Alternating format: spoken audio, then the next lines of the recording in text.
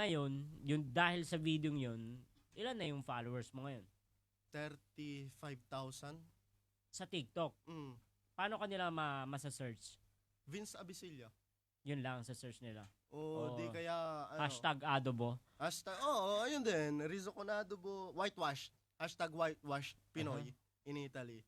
O di kaya lalaking pogi versus lalaking may dating. Gumawa ka ng video Oo. ganun. Paano yun? Mismo. Yan, explain mo sa amin. Ini-explain ko na mas lamang ang lalaking may dating kaysa sa lalaking pogi. Mismo. Di ba? Talo nga ng malandi ang maganda eh.